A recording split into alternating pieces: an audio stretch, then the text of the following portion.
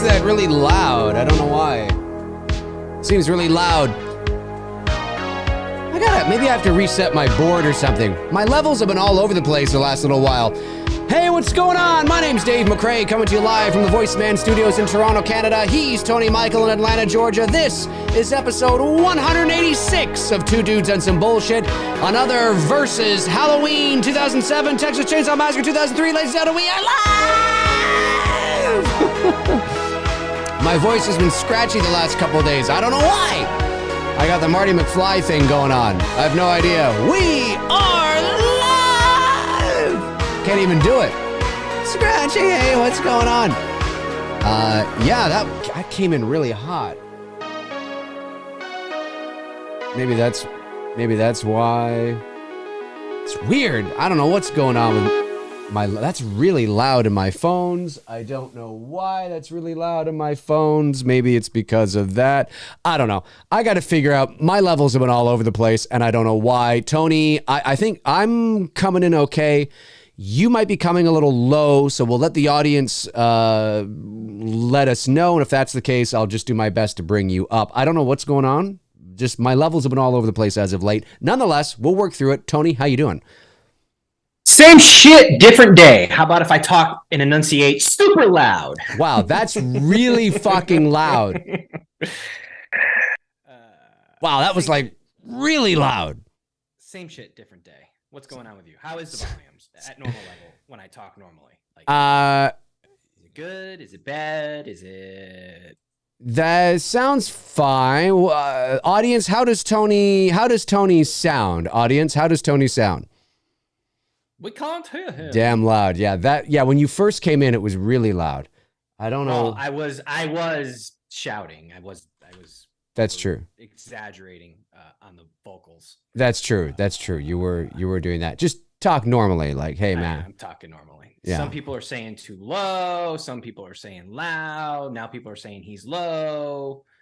Now that I'm talking normally. Yeah, it's fucking weird. I don't know. It's strange. It's up like this. Yeah, let's like this all night. I know. It's insane. Okay, I'm gonna bring you up. Okay, around there. Okay, well, we'll see. Maybe I'll bring myself down to even you out a little bit, and we'll just work through it. We'll work through it. We'll just work through it. You're saying I'm a bit low. You're a bit low. I've got I'm you a bit low. Yeah. If you talk like that, it'll probably be okay. I just don't know how much more to sounds fine to me. Okay. All right. Well, let me see if I can maybe I'll just bring you up. I wonder if when you brought it up a little bit more, it's starting to sound a little bit better. Yeah, maybe. Yeah. Probably maybe around there. I'm going to have to I don't know if it's an OBS thing or if it's I just know that for whatever reason, adjusting my levels, I'm just going to have to take some time to figure out what's going on. I might have to just do a reset of OBS and just, I don't know. It's fucking weird. I'm sure people use OBS and know what I'm talking about. Some people saying he's fine now. Other people saying he's a bit low. It could be also delayed too. Some people could be typing delayed. That's true. They could be on their phone tying it in. That's a good point. So, yeah, that's a good point. It could be that when it could be like once you made the adjustment, maybe that did it. Yes. See, most people who say it was low before, now people are saying I'm good. So okay. All right. Sounds like we're good. All right. Well, we'll just continue on like this, and we'll see how it goes. What's going on, Tony? Been a while. Been a couple of weeks. Yeah, a couple of weeks, A couple of weeks. We're back. This is episode 186. I've been busy. You've been busy. How's life? Oh, it's fucking fantastic. Well, okay. All right, that's good. How's life with you? Good. Life is pretty good. Just it's crunch time now for the Indiegogo campaign for It's Me Billy Chapter 2. So we've just been working very hard on that. We launch May the 1st. Mark your calendars, ladies and gentlemen. May the 1st is when the campaign goes live. So we've just been working very hard behind the scenes, getting that ready, doing casting. We made the announcement that we cast Lynn Griffin, of course. She's going to appear in Chapter 2. Lynn, of course, was Claire in the original film. She's obviously not playing Claire because Claire died, but she's playing her sister. She's playing her sister Nancy. So to have a Black Christmas alumni like Lynn on board is great, and I can't wait to work with her, and so that's exciting. And other casting news, of course, is on the way, and so we've just been busy polishing the script and tweaking a little, few things here and there, and building the campaign, and just doing a lot of the development groundwork that you do when you're preparing for something like this, and that's taken up a lot of my spare time. A lot of my spare time, because it's go time, right? You know what I mean? It's like, and you're in crunch mode now. I'm in crunch mode now, and like last time, there will be a perk on the Indiegogo campaign where you can pick it up if you want to, where you can join Tony and I on this show right here, and you get to pick the horror movie topic of your choosing, and Tony and I and yourself will jump on the show here and we will talk about it. So to make it challenging, the horror movie topic of your choosing, excluding Halloween. Yeah. No, if they want to talk Halloween, they can talk Halloween. But we encourage to broaden the horizons, to reach out and little maybe diversity. a little. But if you are hell bent on it, hey, you're the one that picked up the perk. We will do it. But yeah, just exciting stuff. A lot of exciting stuff that's happening. So it's good. But yourself, anything new?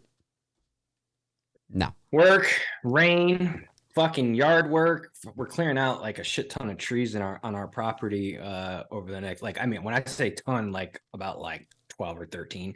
So like, I'm not even exaggerating, in bush line. So, just that when anyone's ever done our home remodeling and renovations, it's time consuming. It's a pain in the ass. And yeah. I don't even know if we're going to stay in this area though, because this area is starting to change a bit. Just from where it was when I first moved here, and I've been in this area total 16 years. The area, I mean, not just in the house. The house I've been in is 10, going on 11, but the area I've been in 16, and just noting some issues and some things. I think I told you that a dude not too far from where I live fucking was out doing yard work and got stabbed to death. You did. Yeah. That was fucking nuts. That's crazy. Yeah. So that's crazy. Looking at like long term, like where we will be, and finding out that the house sold next to us, it's insane. Basically, I live in like just a small little ranch home, nothing fancy, just a small little rancher, 3 bedrooms, 4 if you count the room above the garage. It has a closet, and down. Every state is different. Like if you have a bonus room above the garage with a closet, it's either called a bonus room or it's a bedroom, right? And, so it's all every area is just different. Yeah. But when the house was first purchased for 175, my neighbor's was just sold for 385. So I'm like, things that make you go, that's what we're getting now. Okay. So prices have gone up. Way up. And I'm just, as a real estate photographer, I'm just sitting there like, I know what $500,000, and I mean, it's not $500,000, but still 385, you're pushing the 400 mark. So you're getting to the $500,000. I know what a $500,000 home looks like when I go and shoot one. I'm like, that's a $500,000 home. Yeah. I'm looking at my home and I'm like, the motherfucker there. No. Right? But if people are willing to pay, what the fuck, right? I mean, it sounds like, it's very interesting. Sounds like just the whole, it seems to be affected when I move that knob. I'm still on the audio thing. Oh, I was like, yeah, see, yeah. I thought you were talking about the housing. It's like, That's so weird. No, it's just like, I don't know what's going on. It's very strange. Anyway, Yeah, no, look, it sounds like, you got a lot of work under your belt there to get done. And I'm sure you'll get it done. You'll get it done. And, obviously the more, as the more reno you put into your home, the more expensive it becomes.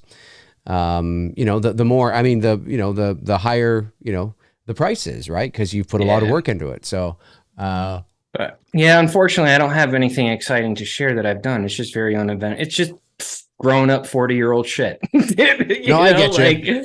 Well, I mean, I'm not prepping, shoots or anything like that. It's nothing exciting. Just my life is taking a different turn and, going in different directions and whatnot. And just I got nothing going on. Yeah. Just work and home shit. Right. Boring as fuck.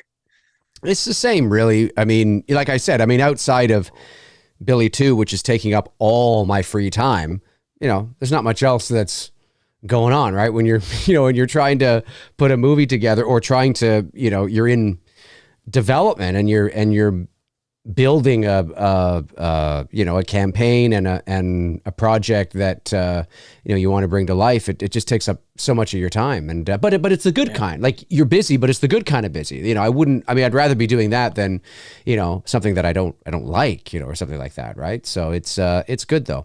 But, so Halloween 2007 versus, Texas Chainsaw Massacre 2003. So, we have two movies here, two remakes that that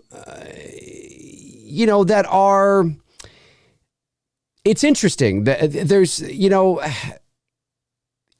from a certain perspective it's an easy sort of choice. Do you know what I mean? Like, from a certain perspective, it's that easy sort of choice. Should be a very easy choice. Should be. Right, exactly. But then, you think back and you look at it and I think it is. And I think we're on the same page. Judging by the poll here today, 116 people have voted. Texas Chainsaw Massacre is destroying Halloween 07, 80% to 20%. So I think the vast majority of people will likely agree with us as well that, that the Texas Chainsaw Massacre remake from 2003 is the better remake. But again, it all comes down to, what are we measuring, right? What's the measuring stick that we're looking against? And, I agree with you. Tony. I saw this in the movie theater when it came out. I think you did as well. Yeah. And so, when I look at the 2007 remake of Halloween, which has its fans, and listen, let's give credit where credit is due. We commend Rob Zombie for, he didn't just do the same thing over again. He went out there, he made a Rob Zombie Halloween movie, and he made no fucking apologies for it. And then he and even the 07 Halloween film. So let's talk about the Halloween film first. So, well, before you go into it, do you know why I suggested these two? Because I think before we go, comparing them, I think aesthetically, if you were creating, not that they're doing it, but if you were creating a cinematic universe in horror, right, they kind of fit together, in an odd way, because right, of obviously Rob Zombie's style of filmmaking and Texas Chainsaw Massacre in itself, the way the way those guys made the movie back then. Obviously, it's not a cinematic universe, but the vibes of both movies, they kind of feel like it's the same, same world that they're in, whatever Earth, whatever, I'm not into the multiverse shit, but like, if you were doing something like that, right, they kind of work together. Yeah, no, I know. I know what you're saying. Yep. No, I agree with that. My mic is wonky. There ain't nothing we can do about it, man. It just kind of is what it is. Yeah. I don't know what, I don't know what you mean by wonky either. I know what the word means, but that doesn't, in audio terms. I'm going in and out. You're going in and out? I'm going in and out. You sound clear to me, but it could be because I was just adjusting your volume again. I don't know. I agree with what you're saying. I do. And Rob Zombie did what he was going to do. He made a Rob Zombie Halloween film. He made no apologies for it. And there's lots of people around the world that love that movie, that love the intensity of Tyler Mane, that love the grittiness, the grit, the grime, the dirt, the sweat, the grimy grit of it. They love Halloween 2 from 2009 for that same reason. I think Halloween 2 from 2009 was actually shot on 16 millimeter, if I'm not mistaken. It wasn't right. 35, so it gave it more of that grainier sort of look. And people, look, it has its fans. Rob Zombie's Halloween 2 has its fans. But when Tony and I were thinking, how to compare these two, and there's so many different ways that you can compare anything,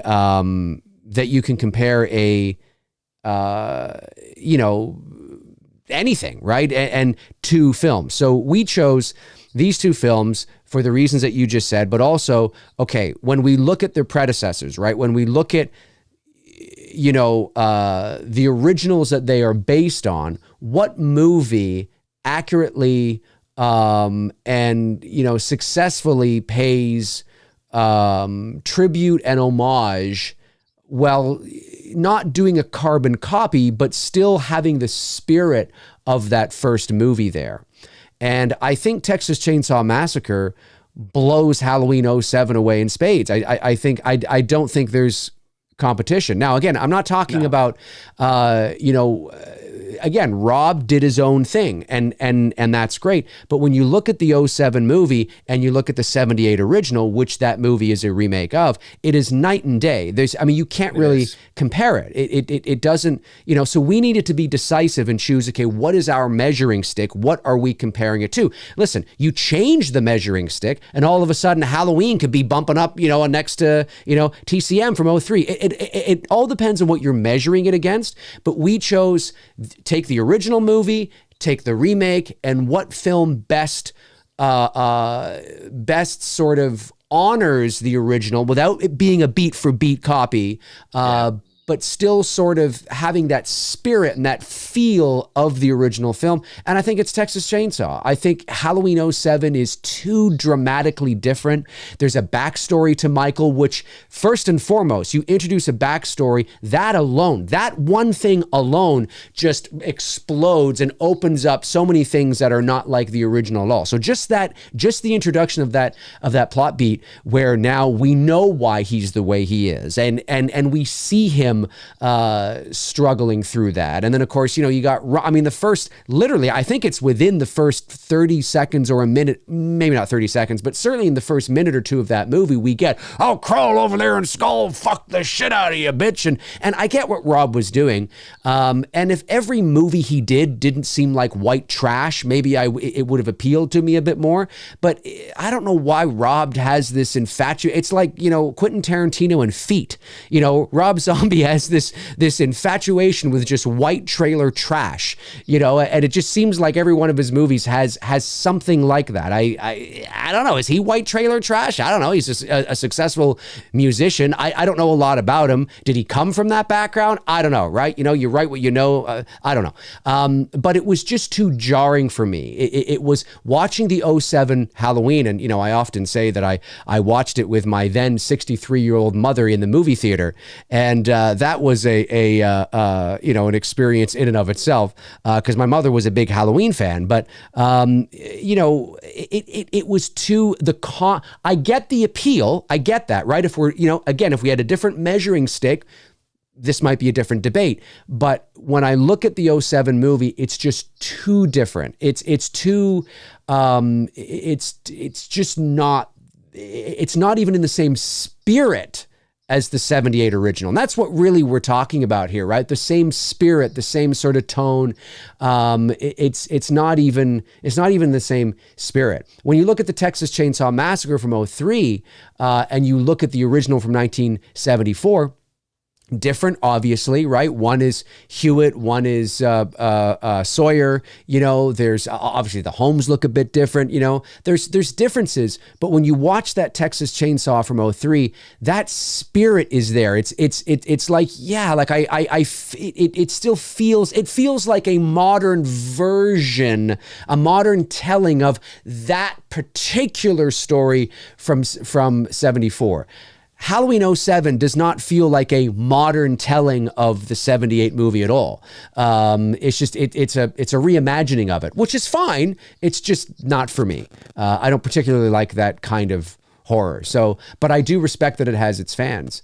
So yeah, for us, you know, that Texas Chainsaw does such a terrific job. There's some genuinely frightening moments in that movie. I think the cast is fantastic. I think Beale is great. I think the guy who played Leatherface is fantastic. I always get his name wrong. He's dead now. Ermy Lermer, whatever his name is, the sheriff, or the quote unquote sheriff. He's fantastic. I mean, it's just a great retelling. It's taking that original Texas Chainsaw and really and taking all the wonderful, uncomfortable qualities, you know, all the things that made that original Texas Chainsaw work, and just kind of injecting it with a bit of adrenaline and expanding on that, rather than abandoning what worked and doing something completely different. You know what I mean? Tony, what are your thoughts? Yes. Well, yeah. I remember I went and saw Halloween. I forgot who I saw Chainsaw. I think I saw it with my friend Amanda, who I went to high school with, good friend of mine, and someone else. Yeah.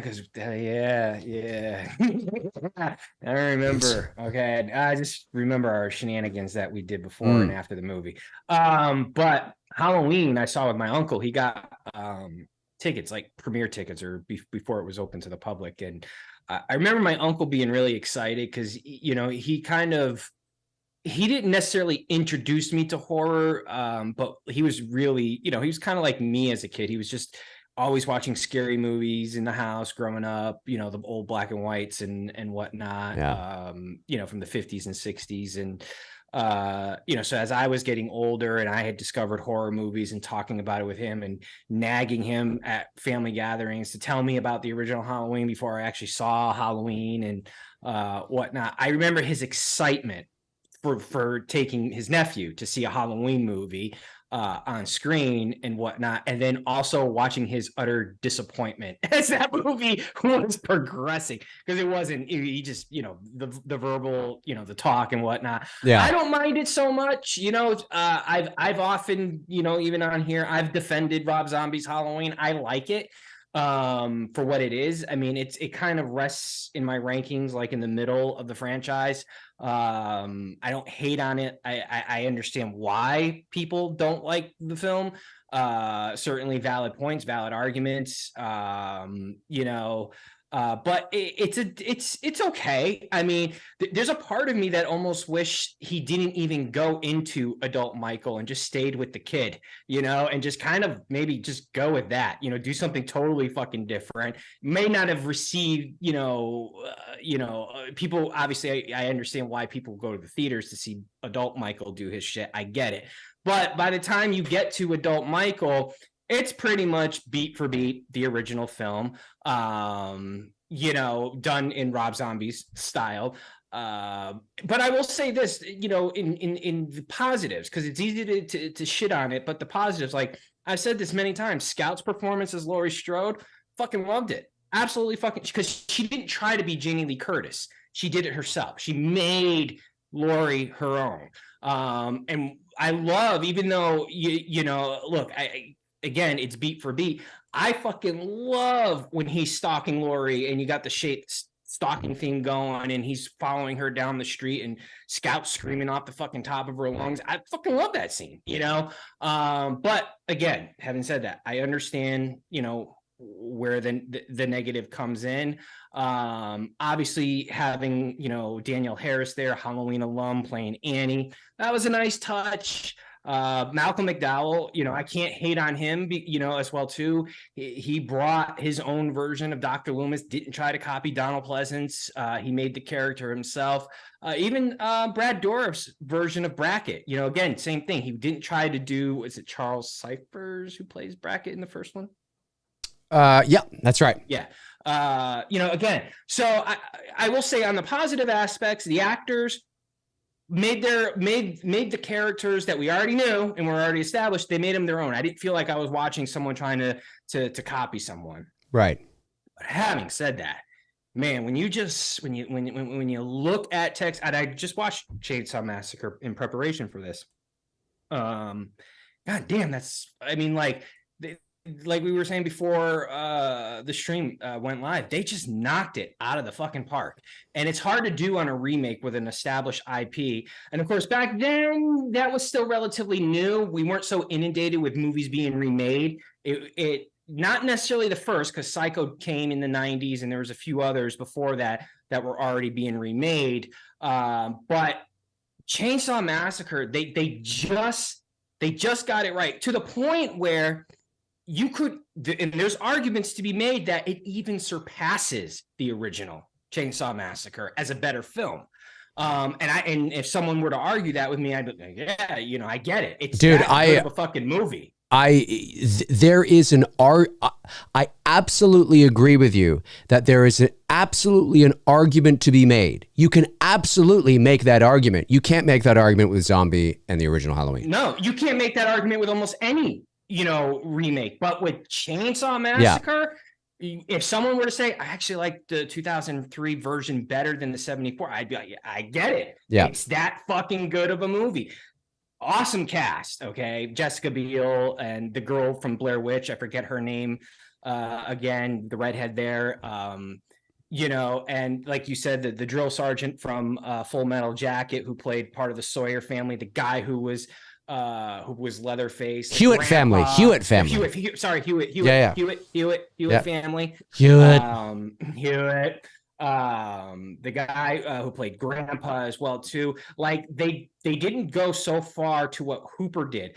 Hooper went for a very specific aesthetic look to the Sawyer family in his film, whereas this director, he went somewhat similar with the Hewitt family, but not quite the same. You know what I mean? It wasn't like when you look at Grandpa in the original film versus Grandpa I actually kind of like this Grandpa in the 2003 remake over the original Grandpa, because he had a bit more. He had more, obviously he had lines in the movie and whatnot. So you kind of got a sense of who this character was. The house is great too. The house is fucking phenomenal. I mean, take nothing away from the original, but if you want to talk about, and we've talked about this many times, the iconic homes of horror, Myers home, Elm Street home, the Psycho home, that house, the Chainsaw in the 03 movie, goddamn, when they silhouette that shot at night and it's lit up from behind, dude, that is a butter shot. I mean, it's so fucking cool. And I know it's a real location in Texas. I think they've gated it now, so that because they just didn't want people to continue to be bothering the family that lives there and whatnot. But that, and talk about just finding a gem out there. They must have. I can only imagine what the production crew must have been like when scouting and they saw the house. They probably were just like, "What the fuck? This is it, baby." Yeah. But yeah, when you look at that. From the get-go, they're coming in hard with Leonard Skinner, Sweet Home Alabama. Actually, I think they're going to the Skinner concert out in California, if I'm not mistaken. That's where they're heading towards. And they pick up the hitchhiker. She fucking shoots herself in the head. You're already creating this. Whereas like in the original film, they picked up what's his name, who was part of the Sawyer family, and dropped him off, and then you all know how that. So it's when you look at the 74 film and the 03 film, they both have their own identities. There's no, like, I don't feel like if I were to show someone the Texas Chainsaw Massacre 74 and then the 2003 film, I think people would agree on this, that you're watching two different movies. They're not going beat for beat, whereas a lot of remakes tend to do, like Elm Street did. Friday the 13th teetered on that a little bit, not so much. I mean, there is a lot of originality to that one. Halloween, obviously, Rob Zombie from the second act on, when they were adults, it's basically 1978 beat for beat all the way to the end. You know, and well, it is. Man, It's that 03 film. They just, you know, it's very rare that we can sit here and talk about a remake or a reboot, however you want to call it, because they did make two of them, and we've talked about the idea that they actually could do one more with Jessica Biel's character if they wanted to. That's a big what if. There is a door there that isn't closed, and because Leatherface is still alive, so it's like he's got one arm, he's still alive. One arm. I want to see one arm Leatherface, man. Let's do it. I'm so surprised that they didn't. I don't know why they didn't. They did a prequel, obviously, 2006. You know, the beginning. It's so disappointing because she left. I mean, we don't want to go down this road again. We already talked about this in our What If episode back last year, but she left with that baby. And I mean, that baby now would raise it. Well, that's what I mean. And that baby now would be like, 20 years old. And right. Did she raise it? Did she not raise it?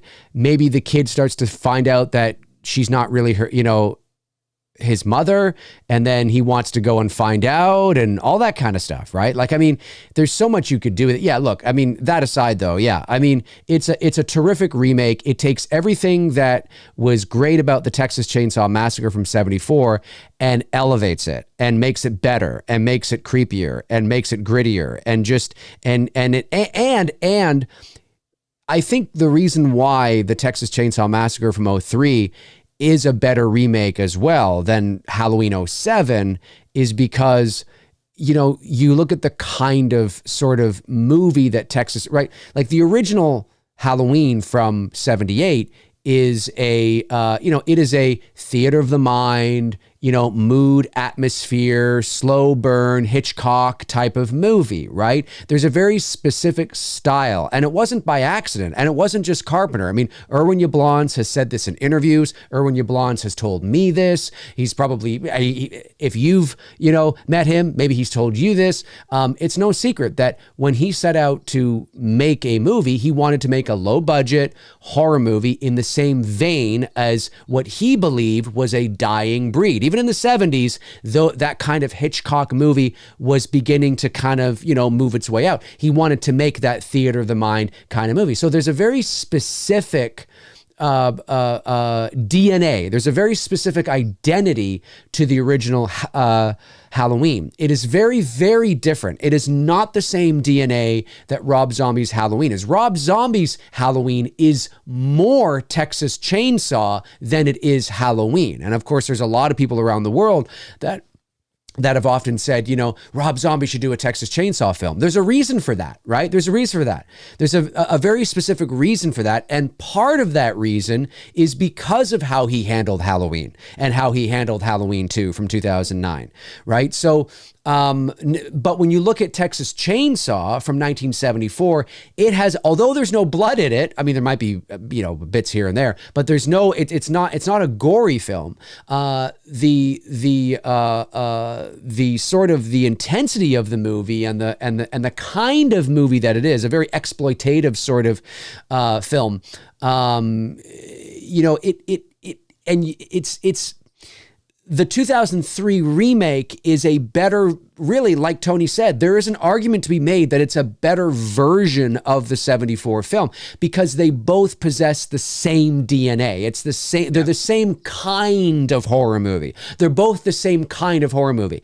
And really, unfortunately for that franchise, it's gone wrong and it's gone horribly wrong since that movie. Yeah. It's just, it has. It has. Like, it's like it came in like with such a huge, like you really thought like, man, this is going to put Leatherface on the map finally. I mean, I was always a fan of the original film. I mean, was always in my top 10, but look, I mean, when it came to talking about the legends of horrors pre-social media, before all this that Dave and I are doing, you were just talking Michael, Freddy, Jason, Chucky, Ghostface.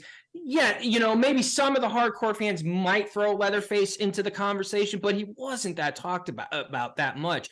And I really felt that this was going to be that character's launch. Like, okay, here we go. We're about to go on a fucking ride. And it just, that fucking sank faster than the fucking Titanic from after that first movie. I mean, I like Texas Chainsaw the beginning. I know a lot of people don't. I don't mind it. I can watch it as a back-to-back, movie night with the two films.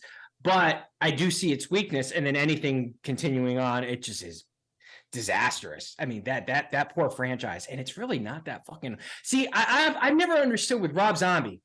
It is made. It is tailor made for him to do. Motherfucker won't do it.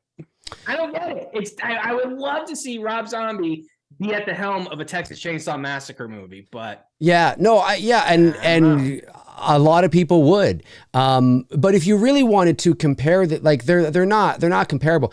The comparison would be something like, it'd be more something like, like if you reversed it, if the Texas Chainsaw remake from 2003 was more like Halloween 78, right? Mood, atmosphere, suspense, theater of the mind, you know what I mean? Then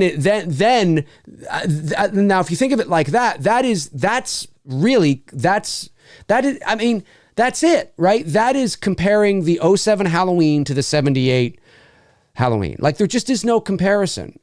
So what is the better remake? Again, it depends on what we're measuring. But in this instance, I think Texas Chainsaw. You're laughing at super chat. Sorry. Oh yeah, no, yeah, dude. Hey, okay. It's funny, man. No, it's funny. It's okay. Hang on a second. I just want to take time every second. Okay, Zigo R Skate 45. No, hang on. I just want to say this. Listen, dude. Just because you send in a super chat doesn't mean I have to answer it. Okay, because that's true too. Don't waste your money, bro. Don't waste your money. Okay, listen. I don't know what you're doing. He doesn't have to read it either. So I don't have to read it at all. I don't have to read it at all. Just because you pay for it doesn't mean I have to read it. Okay. So I want you I don't know, but you've gotten into a habit of like, saying weird shit. Just fucking stop it. Just stop it. Okay. Just act normal. I don't know what's gotten into you. Okay. You're a great contributor. You're a great viewer. You've been around for a long time, but you were asking what our favorite sexual position was a couple of weeks ago. You tried to do it again here today. You're asking, and I know you're joking around, but try not to okay, I get it. Okay. All right. Let's get back to our regularly scheduled program. Just like keep it clean, man. Keep it legit. Let's talk about movies. If you want to waste your money, that's fine, but I don't have to answer it.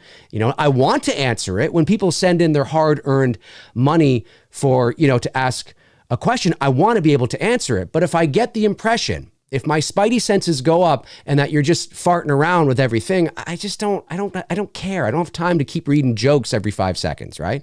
So let's just, you know what I mean? I don't mind one every now and then. It's like, oh, that's kind of funny. Yeah, I like that. But it's just like, okay, dude, like I get it. All right. So I don't know what's gotten into you lately, but let's get back. If you want to keep throwing Dave super chats, by all means, bro, but he doesn't have to. I don't have to answer law that says you have to. No, no. I mean, if somebody sent in something that was vile and wildly inappropriate and had the N-word plastered all over it, what do you think? What, you think I'm going to fucking read that?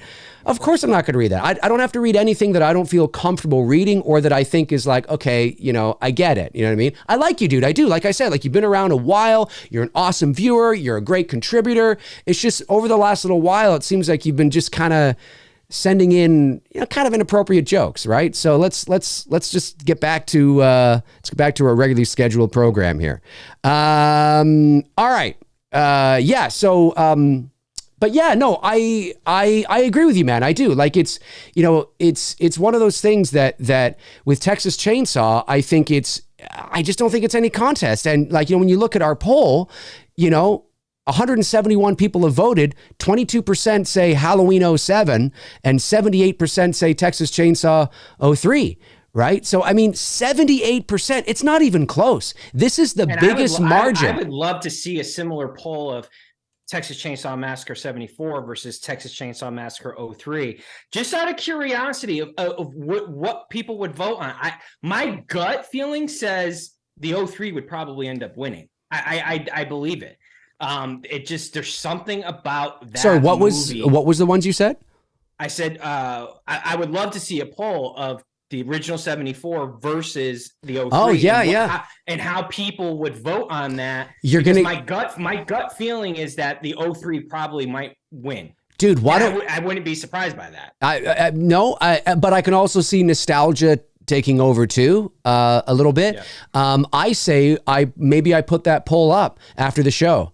If we can remember to do that, I'll put that poll up on my community section and just kind of see what people say. Like, I think that would be kind of, because you're right. Like, it's such a, like, again, Texas Chainsaw Massacre 03 took what the 74 Texas Chainsaw did, took all the good stuff, all the positive elements, all the good, blah, blah, blah, blah, all that stuff that is really good about Texas Chainsaw 74, and just injected it, but not to the point where it was like walking around with like biceps like 140 inches, like where it's like, okay, this is a really weird movie. Like, it's just like no. It just injected it with the right amount of roids, with the right amount of adrenaline. It's a weird analogy. For real. But it's true. No, for real. But it's true. But it didn't overdo it, right? It just was like, oh, it took everything that the 74 film did right and brought it into the modern sort of age with a modern flair and a modern polish, and it was really good. The 78 Halloween is a different DNA. It's theater of the mind. It's nuance. It's Psycho. It's Hitchcock. It's mood atmosphere. It's not a. And then you look what Rob Zombie did, and commend him for doing something different. But you can't, it's not a better remake than what Texas is of its, predecessor. There's just no way. There's just no way. I mean, Texas Chainsaw wins hands down, in my opinion, and 79% of the people in this poll agree. 176 people have voted. This is the biggest margin in the 4 polls that we've done. This is the biggest one. This is like, this is not even close. It's not even close. And again, I think when it comes to the remake genre that we were in, especially in the 2000s, there's not a single horror fan that I have not come across or met that doesn't revere as Chainsaw Massacre is the GOAT. It is the GOAT of remakes. In the remake category, because they nailed it. They nailed it, like you said, they took the DNA of what Tobe Hooper did in 1974, and they dropped it in 03, and they basically said, we're going to kick your ass with it. And dude, I remember being in the theater holy, as far as slasher films go, by far it is my favorite slasher film that I've ever seen in theater for the first time. Right. Nothing has come close to it. Texas Chainsaw, you mean? Yeah, Texas Chainsaw Massacre. If you're putting it in the horror slasher category. Oh yeah. Because The Conjuring was obviously a great experience, but it's a different type. Scream, was good as well too. That was fun. But I mean, like, as far as just like being like, this is a fucking horror movie, like, and watch, those are the emotions I felt watching that movie for the first time in 2003 when it came out. It was like, oh my God. And by far, hands down, it is my favorite slasher horror movie that I ever saw for the first time, and it's a remake, right? It's not an original, it's a remake. It is. And, but it's really good. And you don't get to say that too often, almost never. I mean, literally almost never, because, as we've all seen, remakes, reboots, however you want to put it, they're all shit. I mean, there's nothing like, there isn't any other one out there that I can think of that I can sit there and go, yeah, it rivals the original. It's almost just as good. It almost feels like tell me what you think of this. It almost feels like, even though the original Texas Chainsaw is a full-length feature film, and usually with what I'm about to say, it's usually short films that do this, but it almost feels like the Texas Chainsaw Massacre from 74 is a proof of concept piece. And then the 2003 movie is the movie based on that, right? Like, what James Wan did, right? Usually proof of concepts are short films, right? Like what James Wan did with, Saw and what David Sandberg did with, Lights Out and all that kind of stuff, right? So even though Texas Chainsaw is a feature length film, it it feels like that because it's kind of like because Texas they took Chainsaw 74 is the fan film that you would see on YouTube, and then the 03 is like, this is the fucking movie. Yeah. But again, it's because they had more money and they took everything that was good that had promise about the 74 film and they just made it. There's an argument to be made better. You know what I mean? Right. And so you can't say that about Halloween 7. No. 07. And here's the thing. You can watch the 74 film and the 03 as a double feature, and you're going to watch two fucking great horror movies and have a really good night. You watch the original Halloween and you watch Rob Zombies, you're going to have one good movie, and then you're going in for a shit show right after it, you know? And Nighttime in the chat here says, Dave, that's like saying the original Black Christmas isn't the actual film, but the 06 Black Christmas is the true film. I disagree. I disagree completely because the Black Christmas original from 1974 is a completely different type of DNA, or has a completely different type of DNA to the foundation of that movie than the 06 film does. The 06 movie is a full-on slasher movie that opens up the world and gives you a last name to Billy and now he's in this incestual relationship with his mother, and we find out that Agnes, you know, and he's sleeping with that and all that. It's not even. I completely disagree with that. Apparently, I didn't miss much because I never saw the. No, I'm. Well, no, It sounds like I don't need to watch it. No, so I respect what you've said, but I completely disagree that it's the same thing. It's not the same thing, because there definitely doesn't sound like it. No, because Texas Chainsaw 03 is taking everything that was good about Texas Chainsaw 74 and making it better. We cannot say, at least in my opinion, you cannot say that the 06 Black Christmas took everything that was good about the 74 film and made it better.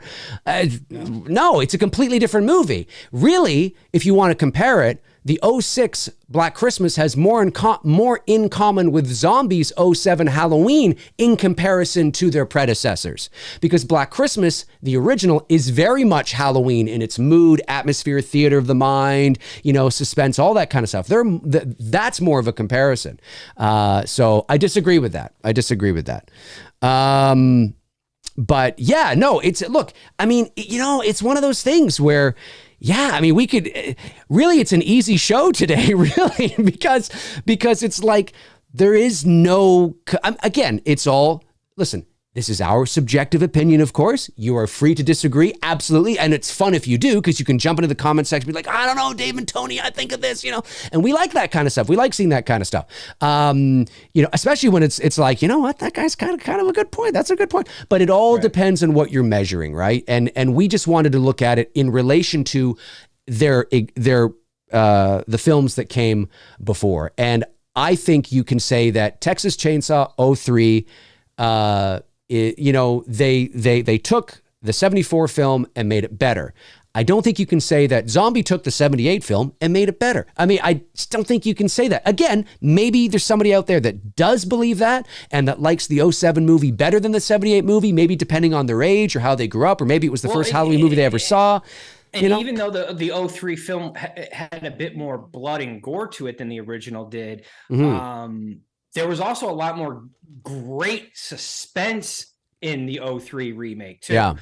They didn't just rely on Leatherface's kills while they were very intense. I mean, the one that always stands out to mind is the fucking poor kid who's hanging up by the rafters and he takes the saw right up, you know, going right up the middle with him. Yeah. You know, and you know, and then also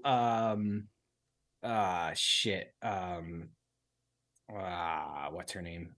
I want to call her Erica because that's her name. No, her name's not Erica in Blair Witch Project. I forget what her name is. The chick from Blair Witch.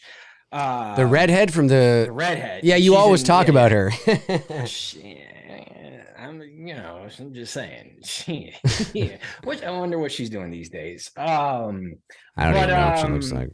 I don't even know what she's like either. Can't remember. But anyways, yeah, just like all the, you know, plus too, the added suspense, you know, with the Hewitt family and what's his name did, the drill sergeant there, you know, because he had some moments that were intense. with the characters. Yep. You know, I mean, you know, so if you're going like basing it on suspenseful moments in each movie, Chainsaw Massacre and Rob Zombie didn't add. I mean, yeah, the stalking scene from Michael and Laurie, it was great. It was a very well-made remake. You know, it wasn't beat for beat, you know, what you saw in the original 78, but it was the same vibes. Yeah. She was going from one house to the other. Yeah. But it was good. I'm not knocking it. It was well done, but there isn't too many moments that I can sit there and recall that are very suspenseful in Rob Zombie's film. But I mean, damn, man, when you think of, you know, when Jessica Biel's running away with her buddy, and they end up in that abandoned house and she's crawling through the house and shit like that, or eventually when the thunderstorm and she's out in the rain and stuff in the factory as well too. Yeah. You know, I mean, there's so many great, you know, moments in the 03 film. I mean, it just literally, you know, in rewatching it the other day, I was just like, man, from one scene to the next, there's next to no fat in that movie that you would want to trim out because it's just so good. You're captivated from the opening right till the fucking ending there, where you see, you know, Jessica Biel's character fucking driving off in the rainstorm screaming with Leatherface fucking standing there breathing with one arm. I still want to see one arm Leatherface, man. They gotta fucking do it. Come on, Jessica, you're not doing anything lately. Do it. Yeah, look, I mean, it's yeah. I mean, what is there to say that we haven't already said? I think Texas Chainsaw is the better remake. You know, it's a better remake to the original than Rob Zombie's Halloween is a remake to the original.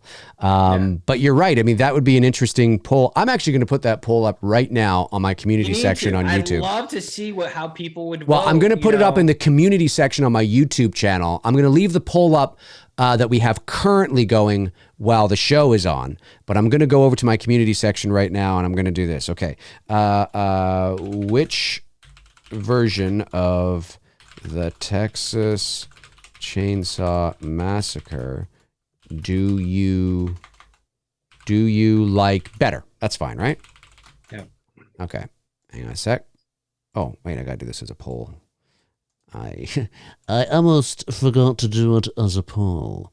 Let's do a text poll. Okay. And then we'll put and I take nothing away from, you know, Hooper's. I mean, look, one of the most, in my opinion, although very long, one of the most disturbing scenes in all of horror that's still very difficult for me to watch is when Sally's at the table and she's just screaming. And it's a very, and he did that intentionally because there's no way. I would love to ask him that question. Did you intentionally, you know, make the scene as long as you did to make people feel that uncomfortable? Because it's a very uncomfortable scene to watch in the original film. And I love the tight shots they get on her face and the cut shots back to the dinner table. And she's just constantly screaming. That has to go on for what? Like, 10 minutes almost, right? Right. Yeah. Close to 10 It's, minutes. I mean, it's long. I don't know exactly the minutes. It's like a Clockwork Orange, like interrogation shit. Right. You know exactly. what I mean? But I think Hooper's point was to make the audience feel as uncomfortable as the character Sally is in that moment. Right. You know what I mean? And again, a great suspenseful fucking scene, well made. But the thing is that there's not, I mean, there's some, I mean, when Pam gets it at the beginning there, when she's hanging on the meat hook, that's a very suspenseful scene, but it's cut, you know, I wish they could have stayed on that a bit more. I would have liked to have seen what transitioned from her being on the meat hook into the fucking freezer, you know, and whatnot. Kurt's the one who gets it on the head, right? He gets bopped on the head. Something like that. Yeah. If I'm not fucking mistaken. I haven't seen it in a while. Yeah, it's Kurt. It's Pam's boyfriend, Kurt. He's the one that gets bopped on the head. Isn't Franklin the one in the wheelchair? Franklin's in the wheelchair. Yeah. Franklin's in the wheelchair. Because that's a devastating kill, and you don't even see anything. Very no. He's helpless. Yeah, you know, he's in the field there, and you know, Sally can't do shit, you know, except fucking run. You know, your cousin. I think they're cousins, right? Kurt, Franklin, and her. Yeah, cousins? Something like that. It's a devastating kill. It's a very, very devastating kill. But within the 03 film, there's a lot of fucking suspenseful scenes. I mean, they just built that whole movie around suspense, and all the right characters as well too. And I think that's why someone can make an argument that I like the 03 film better. It's not a diss at the 74 film, because I mean, for me, the 74 film is in my top 10 favorite horror movies of all time. It's, you know, the first, you know, horror movie I bought on VHS when I was a kid that I still have. Right. You know, and it's a phenomenal movie. What Hooper did, you know, as far as like you said, an exploitative horror film that really doesn't show a lot of blood for a movie called Texas Chainsaw Massacre. You know, Hooper did rely on theater of the mind a lot, you know, in that movie. The you know, the way the house is set up and whatnot, with all the animals and bones, and just, you know, I can't imagine what that must have been like for them. You know, and you've heard the stories of the filming conditions, and they filmed it in Texas, you know, in the summertime, and the stench, you know, in the house and everything. Like, that's I mean, that's what you call guerrilla fucking filmmaking. I don't think the 03 crew had it that bad. Not quite as bad as the 74 crew, but you know, for 1974, look, it still holds up. Obviously, like the original Halloween holds up. Obviously, the 03 remake holds up, and it's still a very go-to movie that people will watch, you know, every October or throughout the course of the year. But let's be real. I mean, no one's sitting there unless you are a zombie fan. The majority of people are not gearing up to watch Rob Zombie's Halloween every October. You know what I mean? No, it's true. And it's not a diss at Rob Zombie, or, you know, again, I've never understood it, because it just seems like it's a match made in heaven, you know, for him to do a Texas Chainsaw movie. Why he's never, I don't know. If I ever met him, that would be the one question I would ask him. If I can only ask him one question, is like, why? Like, it's tailor-made for you. It really is. It could be because he sort of has already done his Texas Chainsaw. With House, you mean? No, but he's with Halloween 1 and 2, with House of 1,000 Corpses, I mean, everything he does has a Texas Chainsaw vibe to it. You know what I mean? And so he's probably like there's nothing. He's like, I don't, you know, but I agree that it's right up his alley, you know, and he could probably, I mean, what, you know, we all know that Sherry Moon Zombie, of course, would be in it, you know, and, you know, but, she'd be playing the teenager. She'd no, she'd be playing the baby. She'd be in a crib and But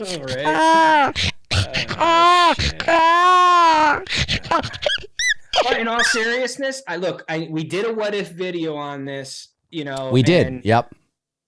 I really hope I don't know. Is it it's not Lionsgate, is it? Is it Legendary? I think it's Lionsgate. I thought it was. Yeah, you might be right. Whoever has the IP for the remakes, the 03 with Jessica Biel, man, like you've got something there that you can you can still do something with it. You know what I mean? Leatherface is in that world. He's still out there. She's still out there. The baby would be all grown up now. That's the difference between the two too. When we're talking Halloween's Rob Zombie and Chainsaw Massacre, the fan base, I think, would be I mean, yes, I know Halloween fans would be excited if Rob Zombie was doing a third. I'm not saying that, but let's be honest. I think fans would be ecstatic if they knew, like, hey, Jessica Biel's coming back. They're going to do another Chainsaw. We did years after the 100%, 100%. We did look, guys. If you want to, I forget what episode it is, but just YouTube. Two Dudes and Some Bullshit's long, so just YouTube Dave McRae, Texas Chainsaw What If or something like that. Jessica Biel's on the thumbnail. Jessica Biel coming back. Yeah, it's an episode. Yep, it's an episode of Two Dudes where we did like 9 or 10 what if episodes. It was a whole series we were doing, and we're going to do more. We are going to do more.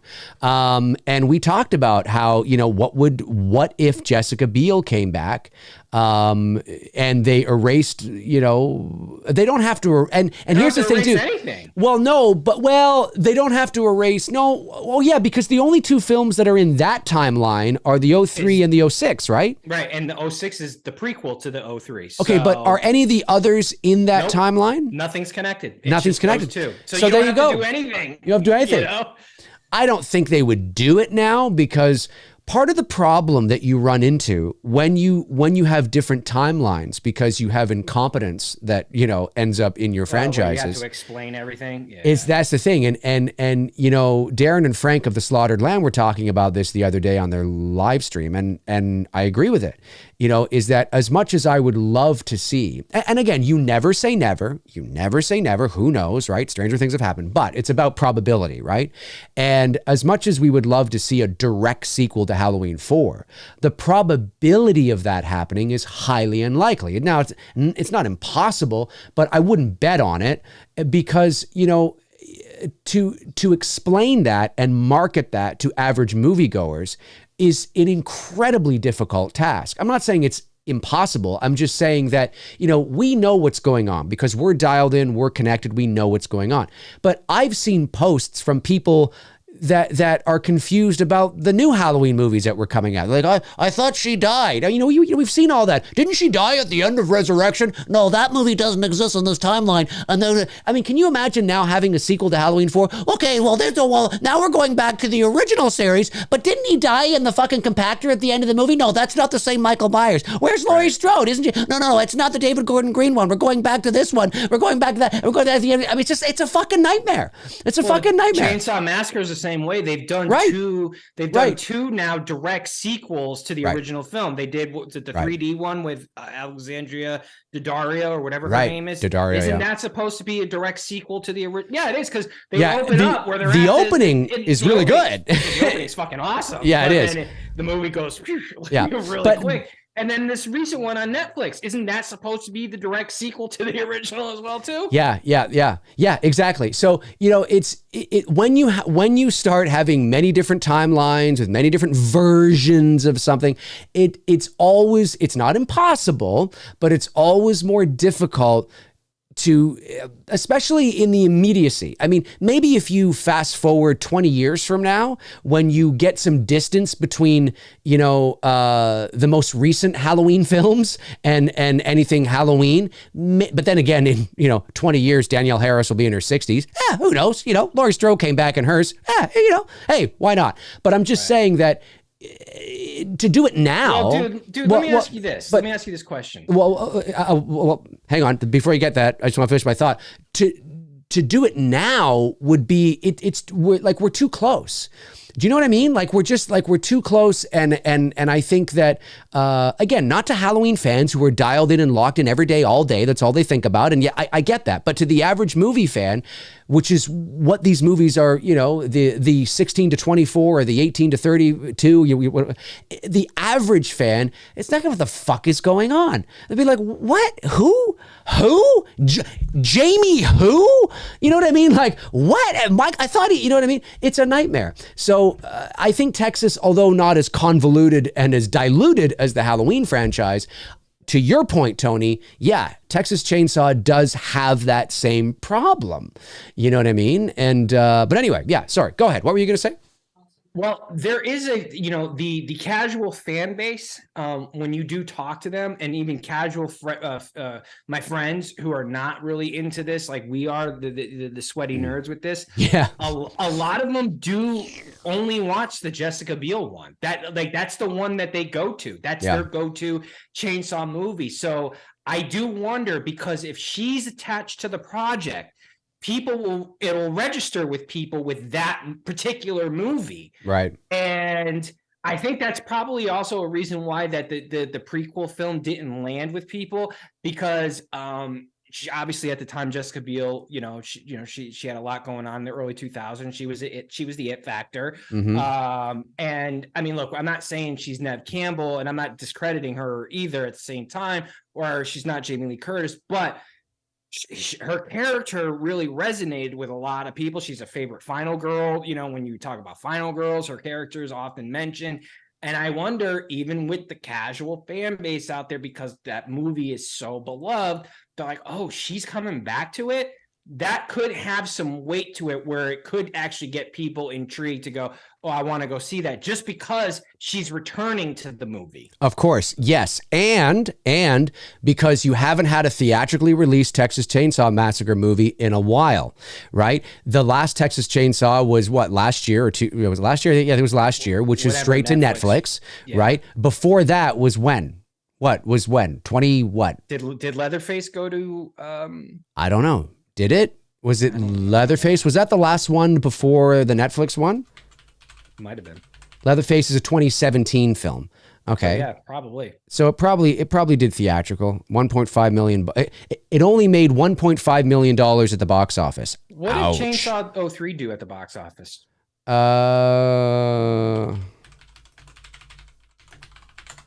Texas Chainsaw 2003 did a healthy $107 million.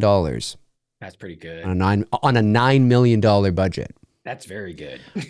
You know what? I got to say this. I'm not an expert on these two movies in terms of the news and the detail surrounding, the production and all that of these two films is what I mean.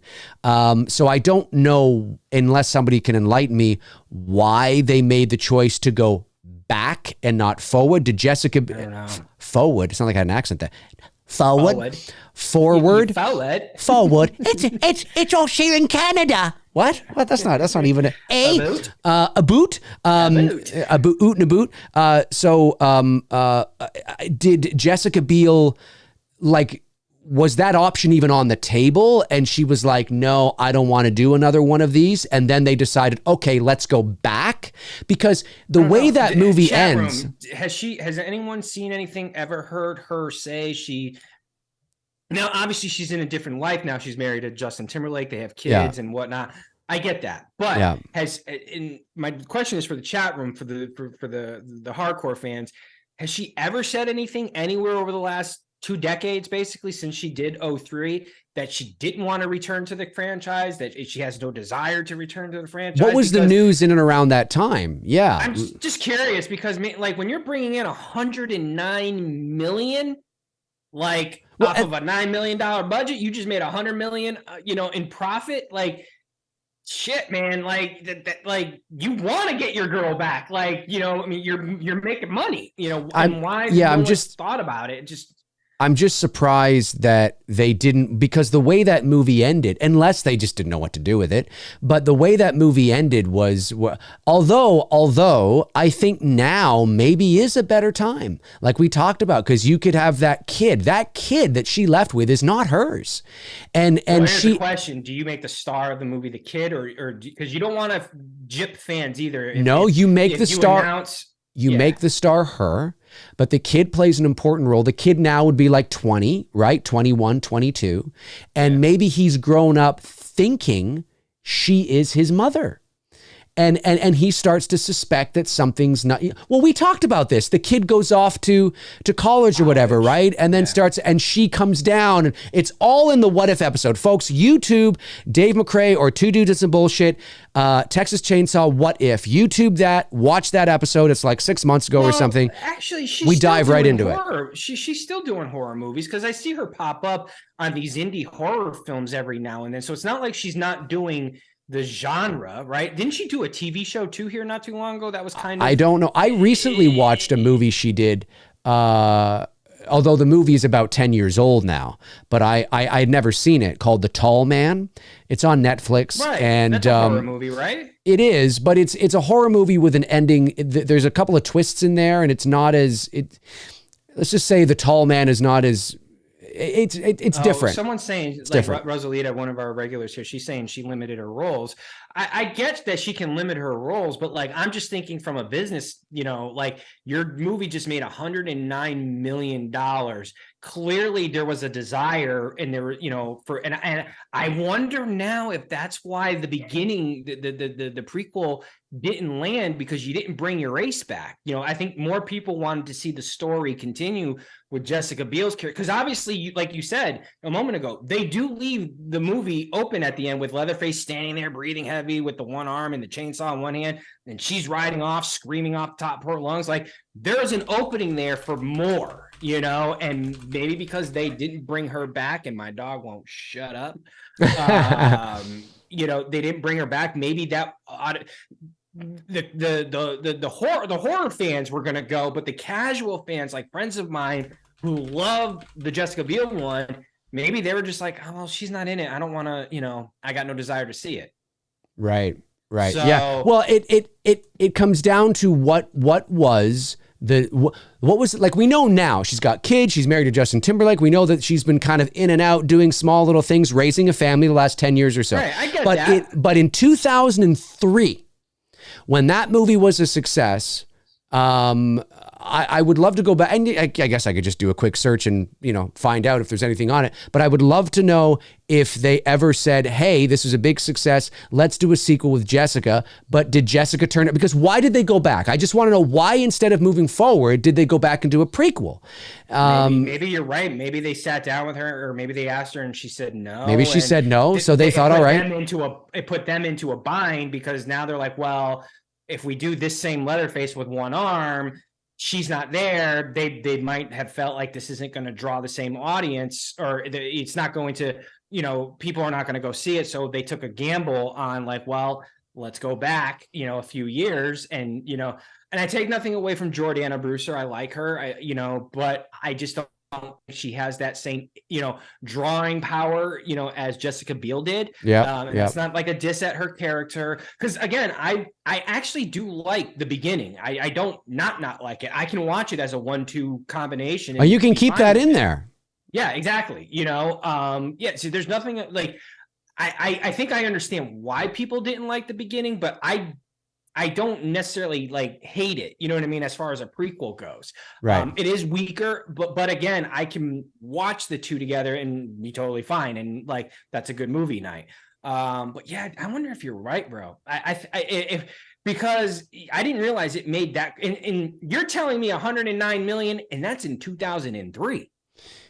Yeah, I don't know what Movies weren't doing that type of money back. You know what I mean?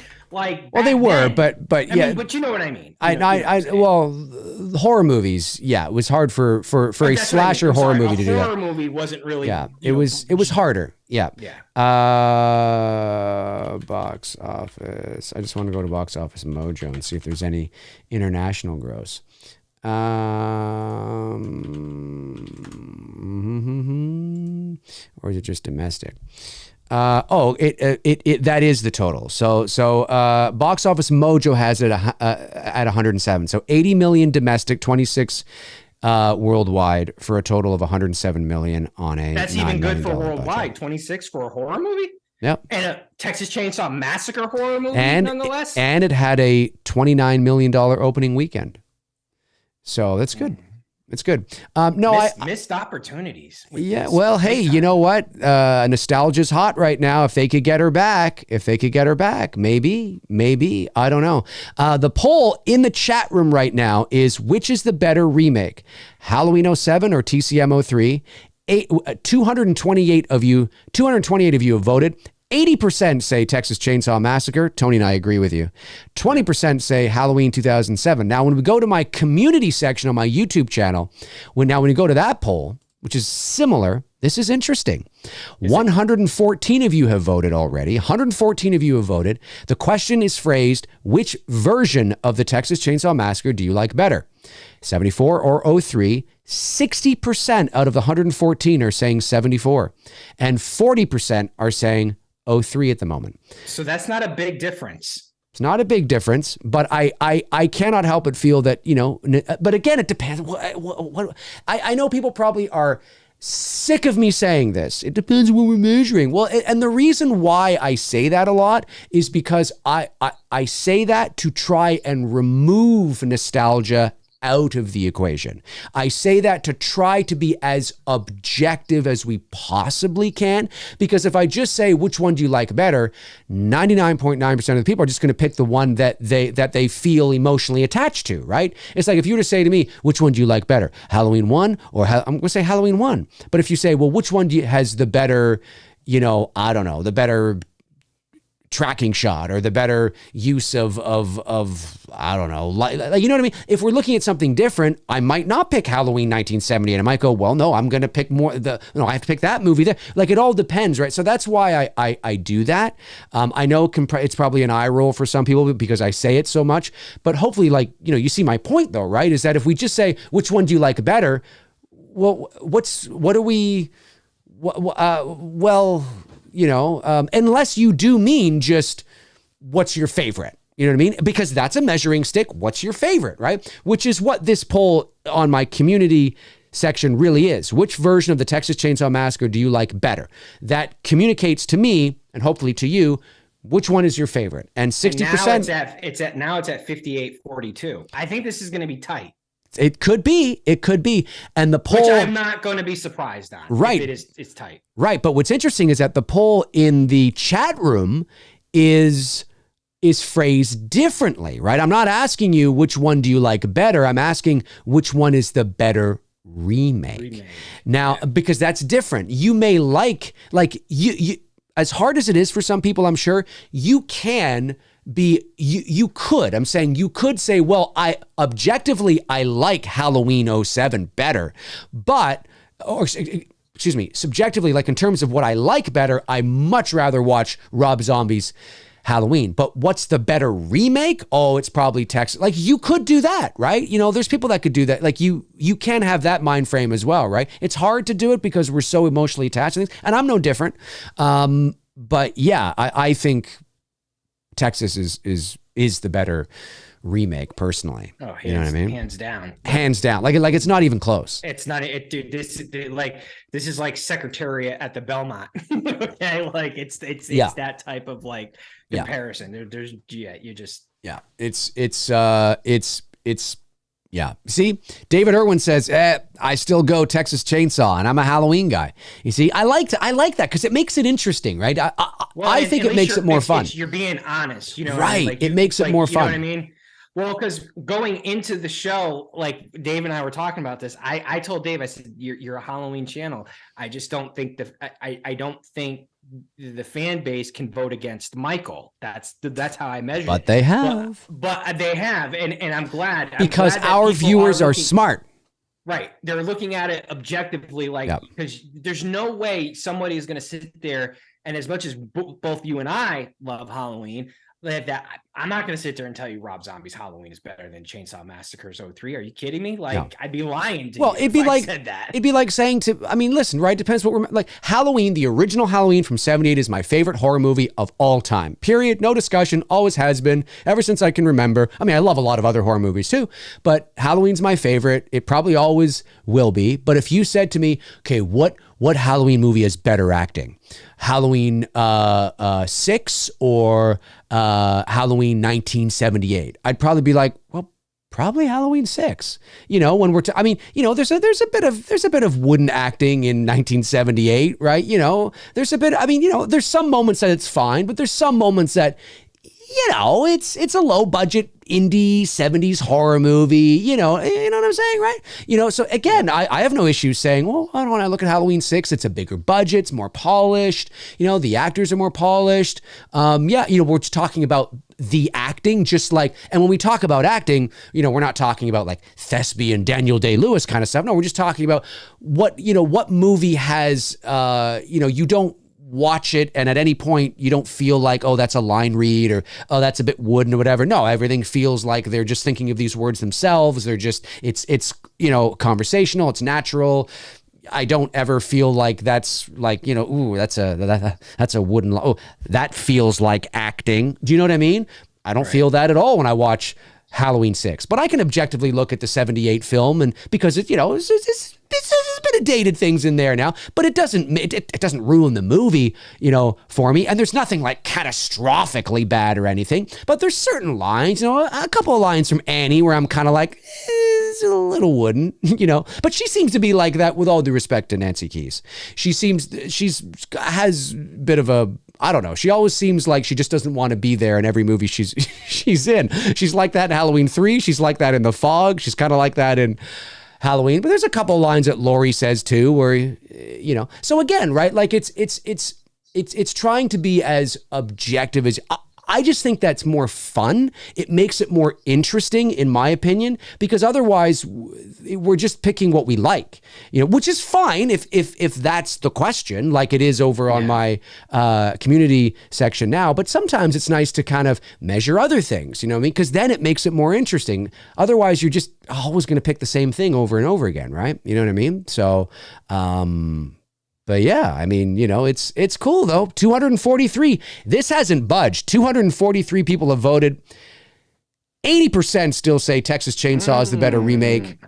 And in 20% community, 151 people have voted, and it's 56% Chainsaw Massacre 74 to 44% 03.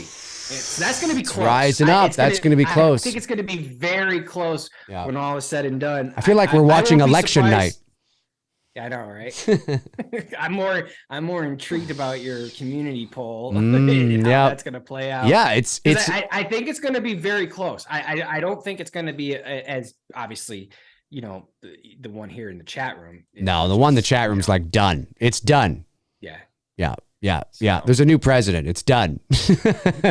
Anyway, his name is Leatherface. That's right. The Leatherface. That's right. Let's jump over to the chat room and see what all you are talking about now. Let me just quickly grab the super chats that came in earlier, and we're gonna go right to the very beginning. To Anthony T sends in $2 and says, "Have you ever heard of Blind Surfer Another Voice?" Blind Surfer Another Voice. Now, Blind Surfer Another Voice is all capitalized. Blind Surfer Another Voice. Is that a YouTube channel? Is that a cartoon character? I've never heard of them. I haven't. Sorry, Anthony. I don't know. I don't quite know who you're talking about. Josh McKenna sends in $9.99 and says, "Did either of you hear that Jamie Lee was standoffish to Danielle at the HN's premiere? Do you believe it? With all due respect to Harris, why was she at the premiere if she wasn't Halloween Ends?" Okay, yes, I did a whole video. I don't know if I did a whole video on this, but I did talk about this. And so I'll quickly just say that yes, I've heard about it. I will say that I think that I don't know Danielle. Obviously, I've never talked to her. I think she was. Okay, first, she was invited because lots of people who were in a lot of the other Halloween films were invited to the premiere because it is the end of Halloween as we know it. And so she wasn't the only Halloween alumni there. She was there with Scout Taylor Compton. There was other Halloween alumni there as well that were not in, Halloween Ends. And so that's not a big deal. Jamie Lee Curtis was, doing the round. She was exhausted. She's, in her mid 60s. And Jamie Lee Curtis doesn't watch horror movies. She doesn't like horror movies. Let's be honest. She probably watches the Halloween movies she's in at the premieres, and then she never watches them again. There has to be a very specific reason why she would revisit them. She doesn't like them. She's been very clear about that, and she means no, disrespect to the fans, but she's just basically saying, I don't like horror movies and I don't watch them. So not her cup of tea, just like I don't watch animation films. That's it. That's it. It's not her thing. You know what I mean? But she's an actress, and she's a good actress, now an Academy Award winner, and she feels, an allegiance to the franchise from a business acting perspective, not necessarily a nostalgic fan, perspective. I don't even think she's ever seen Halloween 4 because there would be no reason for her to see Halloween 4. Now, does she know who Danielle is? Well, she's probably heard of her, and she's probably known of her over the years. Sure. Yeah, absolutely. I'm really dark here. Let me bring my thing back up.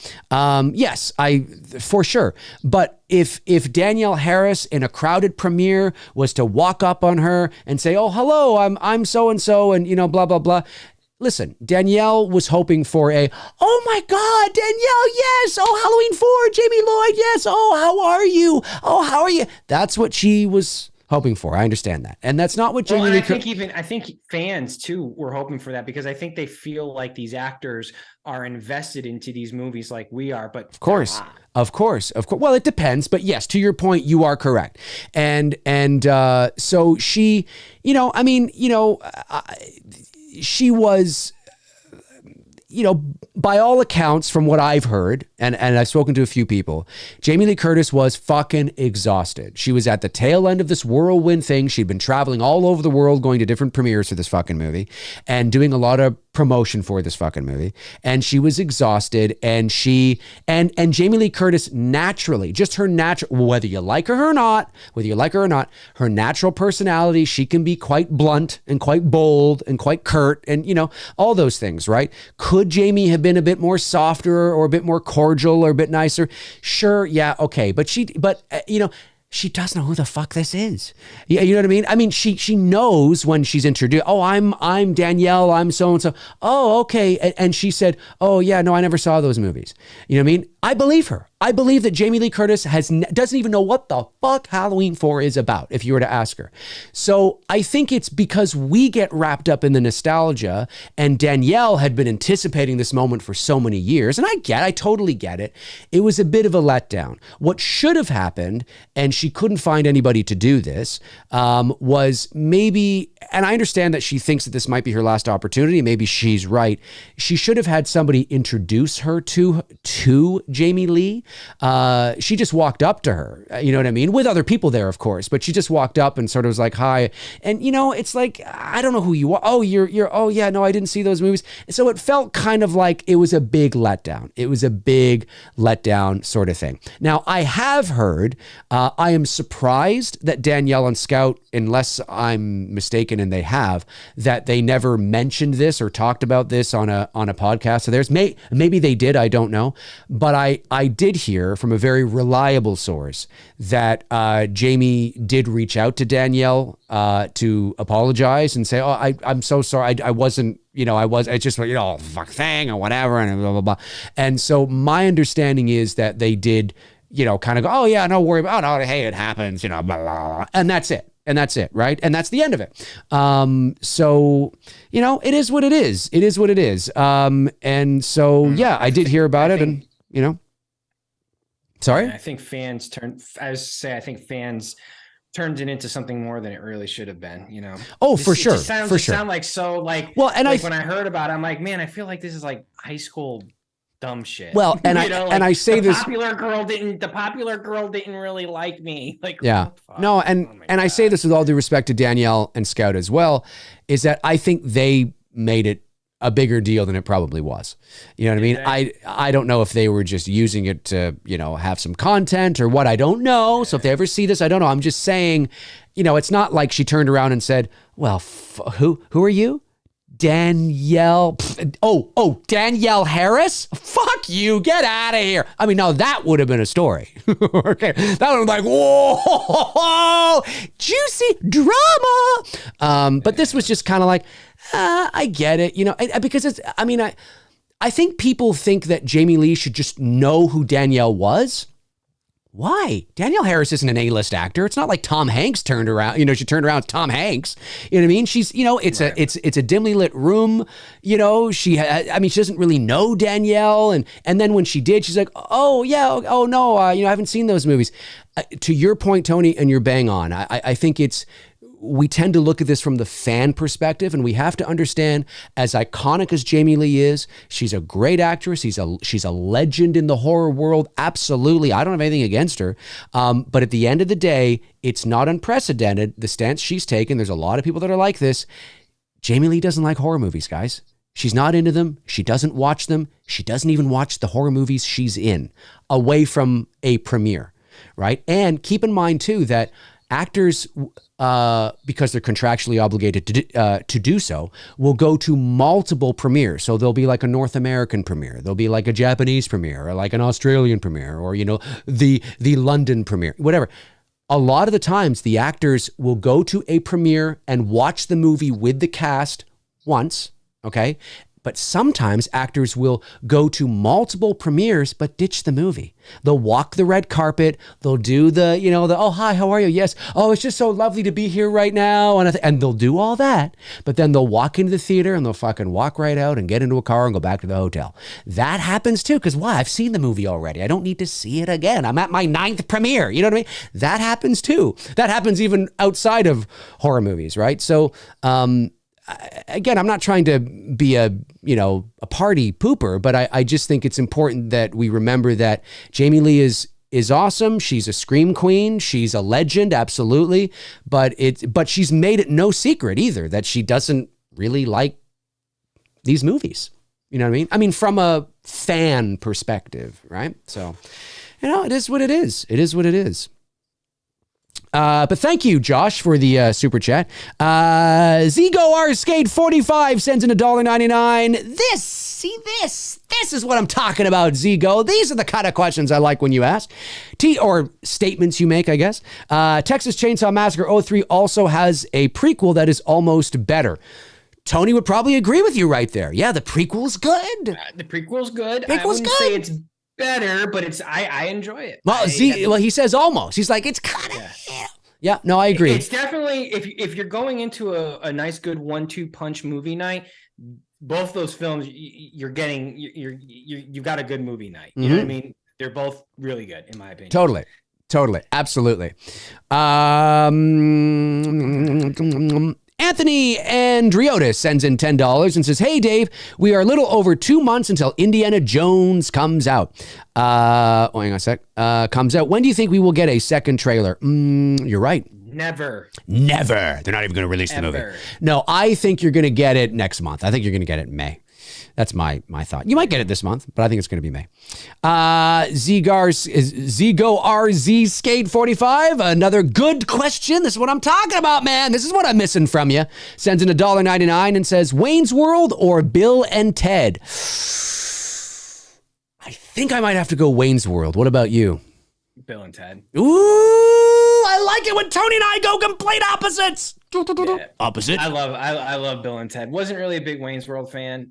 Nothing against Mike Myers and Dana Carvey, but yeah, Bill and Ted. Yeah. Those are my boys. Cool. Z follows up with $4.99, says, could be wrong, but Sweet Home Alabama wasn't out the year the movie takes place in. That is correct. No, he's right on that. I've always said. Nice one. They got away with that because technically the movie takes place in August of 73. That's the timeline in the movie verse. Sweet Home Alabama actually came out in June or July of 74. It was recorded in 73, but was released on the album in 74. Fast, I did not know that. That is, I always said that's one they got away with. That no one's really ever called it. I mean, you're in the ballpark, you're within a year, so it's, I guess they felt like it was close enough. And I'm sure back in 03, when they were making it, they didn't think people would catch on to it. Yeah. But yeah, they got away with that one. Cool. But he's right. He is correct. Very cool. And then he says, Dave, what's your favorite amusement park? I got to say, for me, I got to go old school, man. I got to go Disney World, Universal Studios, that kind of stuff. I have such fond memories of being a kid and going there with my mom and my sister. And I haven't been in nearly 30 years now. It's been so long. I haven't been since the 90s. But, because of YouTube now, you can watch all sorts of videos and everybody being at the parks. It almost feels like you're there. Like it feels weird. I haven't been to Florida even since 1996. That's nearly 30 years ago, and it doesn't feel like that for me at all. It literally does not feel like that. And I think it's because of YouTube and how you can just watch Florida. You just type in Walt Disney World and there it is. You know what I mean? But I would love to go back now, especially as an adult rather than a teenager. It's just an amazing park. I don't know. What's your favorite amusement park? Do you like amusement parks? Theme parks, amusement parks? Two of them. I got two of them that come to mind. One or both of them. One most people have heard of. One I don't, unless you were from the New England, like Connecticut, Six Flags kind of stuff. Area. Cedar Point. Well, no, before Six Flags, it turned into. It was called Riverside Park. It was just a little amusement park up in Agawam, Massachusetts. It had your typical coaster rides and stuff, but it was just a cool place for coming of age kids like myself, when you're getting into your early teens, my mother would drop us all off, or she would be the parent to pick us all up. If we were we always would go with a group of friends. And the cool thing is like we would wait at the entrance at the end of like, this is back in the day. Parents weren't, kids could be left alone. Like totally different times now. You can't do that anymore. Right. But you'd walk to the end of the exit entrance and your parents would pick you up at the end of the night, and we'd hang out there all day long. Just good times, hanging out with friends and whatnot. My second one, and I survived. Okay. And it's a thing with this park that there's like a badge of honor that when you say you've been there, and we went a lot, and you say you survived it, was Action Park in New Jersey. Right. If you've heard the stories about Action Park, yeah, I mean, they are true. I left there one time with a busted eardrum because I went on this fucking rope swing, flew out, got up way too high, and slammed into the water, busted my fucking eardrum. My boy broke his arm. I mean, because you were just basically unsupervised, doing whatever the fuck you wanted. And like, it just like had just disaster written. Another friend of mine, you know what an alpine slide is, right? Yep. Oh, dude, we were hauling. I mean, I'm thinking about it now. I'm surprised none of us died, but we were hauling ass, no brakes, down the alpine.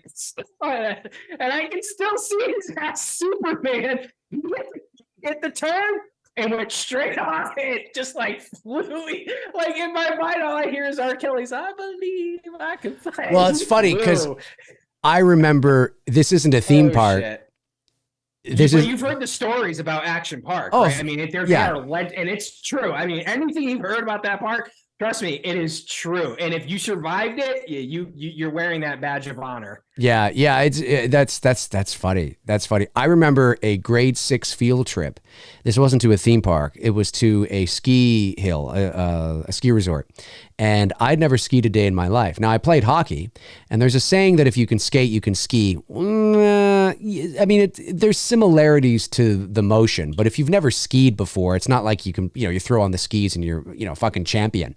And so I spent the morning, again, I'm like 11 years old, 12, and I spent the morning, and there were a few people in my class that were like really good skiers. So they went off to ski, and I was with a couple of people. We were on the bunny slopes, and we were kind of, learning how to ski, learning how to ski, to fall, how to get back up.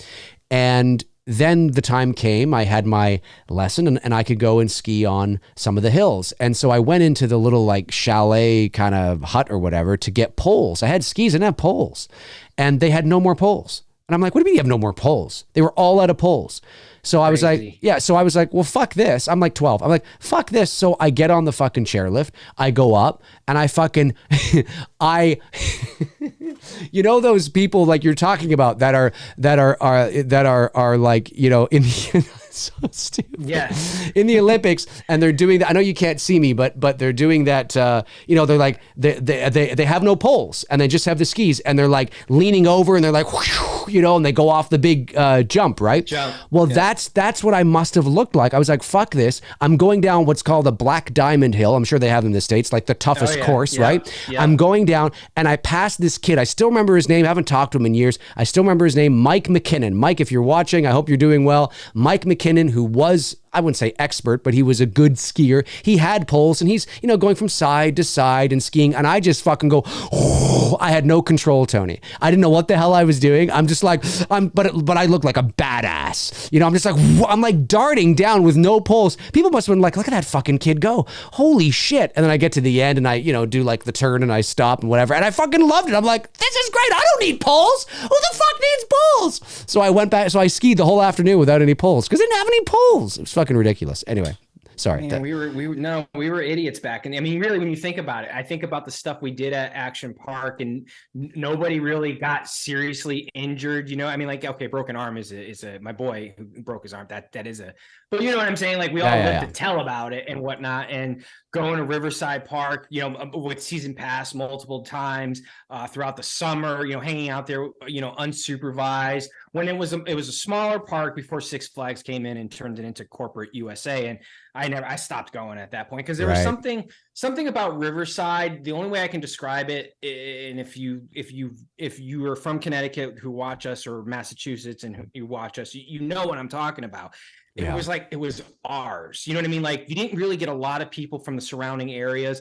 It was pretty much, if you lived in that corner of Connecticut and Massachusetts, that was kind of your amusement park. You weren't, you might get some people from Rhode Island. You might get some people who might travel in from New York, but from the most part, because it wasn't a Six Flags, it wasn't designed to attract a large crowd. It was really and plus they had a racetrack up there too. So I used to, we would go up there and you could watch the race. We could hear from where we lived. We could even hear the races on the weekends as well too. Yeah. It was a small little track. It wasn't a big track and whatnot.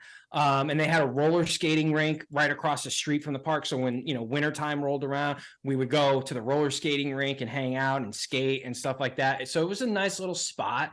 And it was ours, and it was very cool. Your parents, felt safe to drop you off. They didn't have to worry about any dumb shit happening to their kids, and you hang out there all day. And dude, we would ride, like, because you weren't getting the obnoxious Six Flags crowds that you go, where you can only get on like maybe 2 or 3 rides because you're in line for like 5 hours at a time, nowadays, right?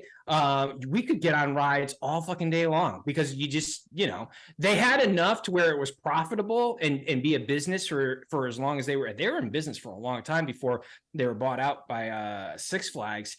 But you could just, you could circle around the park and just you could go on all the roller coasters 5 or 6 times. And it was good times. Those were the days. Those were the days, and we did some dumb shit. I bet. And survived. Antonis Andriotis sends in $4. A glitch showing up. There's a glitch? Yeah. Oh, no, you're good. You're good. It'll go away. Oh, shit. Yeah, what happened there? There we go. You're good now. You're good. I'm not sure what happened. You're good. You can tell I've been working on Billy and all sorts of stuff there. Shameless plug. See how I do shameless plugs? No, it actually was by accident. I just I have so many windows and shit open that it's ridiculous. But you should be good now. Yeah, you should be good now. So. Yeah, you're good. Antonis Andriotis sends in $4. Says, when will we get the Insidious 5 trailer? Have they shot Insidious 5 yet? I don't know. I think we got to film the movie first, right? Yeah. Have they shot it yet? Are they shooting it now? I don't know where they are in production. If they're shooting it now, well, probably not. I could see maybe you getting one around Halloween time, maybe, unless the movie's supposed to be out at that time. I don't know. Then you'll probably get something in the summer. I'm not sure where they are in production. Zigo. Hey, by the way, do you think it's a really big missed opportunity that Friday the 13th isn't coming out this October on Friday the 13th, that they're waiting until 2024 or no? I think it's a missed opportunity, but there's got to be a couple of Friday the 13th in 2024. I just meant like the October. You're in the month of horror. It's I mean, for all intents and purposes, that is the horror month of the year with all the scary movies and Halloween. Like when I saw that, I was like, okay, yeah, you're right. Obviously there's going to be, Friday the 13th. So there is one in September of next year. So maybe that's what they'll do. That's not a bad time either, because you're moving right into the spooky season. Sure. I think, though, what the issue, because I talked about this on a video that I posted yesterday, I don't even think they've started shooting the series yet. No. And I don't think so. But they're gearing up to. Like, they're planning on shooting it this spring, summer. And if they were shooting a movie and they had shot it like in January or February, then I absolutely think they could make their release date in October. Halloween did. I think Friday could. But when you're shooting a series, I'm anticipating that the series is going to be 8 episodes, an hour long each. I mean, basically you're shooting an 8-hour movie, So if you start to shoot that, it could take a couple of weeks to shoot one episode, so if you are shooting, and maybe even longer, if you're shooting 8 episodes, let's say, and you don't start shooting your series until, June, you're not going to make October. There's no way. So it makes sense when you look at sort of, where we're at. If they had started shooting last summer, I would be like, yeah, why are you not releasing this October? But I don't think they've started shooting yet. I don't think anyway. I think they're still in pre-production. But I don't know. It should come soon though. All right, let me see here. Let me go back to the Super Chats. Zigo sends in $1.99, says, can't wait to get a It's Me Billy Blu-ray, baby. Yep. May the 4th. Mark your calendars, everybody. It's Me Billy Chapter 2 Indiegogo campaign. May the 1st. May the 1st. We did it once before. I believe in this community that we can do it again. We absolutely can do it again. Without you guys, it's not possible. And I've said it before. I'll say it again. That's not hyperbole. That's not hyperbole. Excuse me. That's literally true. It's just, we're boots on the ground making the film, but it's because of all of you that we're able to deliver the level of professionalism and quality that we did. And we want to complete the story. We want to complete this sucker and have a finished narrative piece so we can move on to original work. And we're very excited about it. Obviously, Lynn Griffin from the original Black Christmas from 1974, one of the most iconic images in all of horror with the bag over her head. She's been cast in It's Me Billy Chapter 2, playing somebody different, of course. She's playing the sister of the girl that she played in the original film. And so we're very excited about that. More casting news is to come. May the 1st, mark your calendars. We want all you Black Christmas and horror fans to jump on board and come out like you did before. And always remember, I say this, I've said it before, I'll say it again. A lot of the times these goals are achieved on Indiegogo when a lot of people come out at a lower price point. So if 1,000 people all bought a Blu-ray, we'd probably have about, 50 or 60,000 bucks, right? Canadian. And if 2,500 people all bought, listen, as I said on my episode of McRae Live, to get 10 people to do anything is difficult. But I like to think this way because it's a positive way to think. If 2,500 people, which is still a lot of people, but if 2,500 people all bought the digital download perk, we'd have like $70,000. We'd probably have, if not our budget, close to it, right? So it's absolutely achievable. I believe we can do it. I believe in this community. I believe in you guys. And we want to show you how it all ends. We want to complete the arcs. The story's unfinished, and we don't want this to be a Netflix thing where it's like, sorry. It's like, no, we need to show everybody. We need to show everybody, and I believe we can do it again because you guys are fucking amazing. So yeah, Blu-rays will be available among many other things as well. May the 1st, Indiegogo campaign. I'll be talking about it a lot, of course, because we got to market the hell out of this thing. Chris Baber, my man, Chris Baber, one of my great mods, sends in $1.99 and says, Tony's photos the last few days are amazeballs. Yeah, your photos have been great, actually. Oh, the country photos. Yeah, they've been fantastic. Location, That's right? That's it. Yeah. Yeah. Aaron Clicks going, Mayday, Mayday. I'm pretty sure he's talking about the Brad May hockey reference, Buffalo Sabres. I think he is, because that's really funny. That's right, May 1st, folks. Nighttime sends in $5, says the movie Running from 1979 with Michael Douglas, based on the 1976 Montreal Olympics marathon. It shows Canada wins gold medal. He follows up with $10. Thank you very much, Nighttime, and says the Canadian flag is also in the central position during the medal ceremony. However, Canada did not win their first gold medal at home Olympics until Vancouver, Canada 2010 Winter Olympics. I think you are right on that. Ben Johnson did win gold at the Calgary Olympics in 1988, but he was stripped of it because of steroids. So I guess that really doesn't count. And I'm not as up on what Canada, but that sounds right. I think you are correct. That's cool. I haven't seen that movie. That's cool. Thank you for the super chats, by the way. Nighttime, really appreciate it. Thank you very much. Harry Hagen, my man, Harry Hagen comes in with a total of $25 here. He first says, Rob Zombie said on the Joe Rogan show that the first half of Halloween 07 was supposed to be like that all throughout, but the Weinsteins made him change it in the second half. Did he really? I saw that episode. Did he really? Oh my God. Well, that I said earlier in the stream, that's where I got it from. I said that I say I must have missed that. My apologies. Yeah, if I didn't, then it's very well possible I didn't include that part to it. Okay. But that's where I got it from when I listened to the Joe Rogan show when he was on that, and he had talked about his original vision was seeing Michael, as young Michael throughout the whole start to finish, but obviously the studios and the movie audience wants, obviously we get it, we want to see adult Michael, but it would have been very interesting and certainly would have been an original take. You couldn't knock him for not being original if he stayed on that path of Daig and keeping Michael at a young age, and maybe Michael fucking shit up in the mental hospital that he's in. Who knows? I mean, it certainly would have been an original take, something we've never seen before. Would it have worked? Would it not have worked? I mean, who knows? I mean, I don't know. But I don't know. Certainly. But can you imagine if it was like vulgar and like, skull, fuck you, bitch, every fucking 5 seconds in that movie? That would have been brutal. Harry follows up with, first time my friends and I saw Halloween 07, we saw the bootleg, which was the director's cut with the scene. And we saw it with our girlfriends. When the scene came out, they got upset at us and left. Tony, ever had an awkward moment like that? What was the question? Question was, I don't know what scene he's referring to. He puts the scene in quotes. So I guess maybe in the director's, a bootleg.